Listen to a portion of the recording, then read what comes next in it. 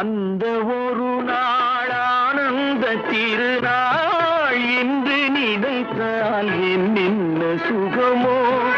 பாதி விழிகள் மூடி கிடந்தேன், பாதி விழிகள் மூடி கிடந்தேன். பாவை மேனியிலே நீ பார்த்தாயே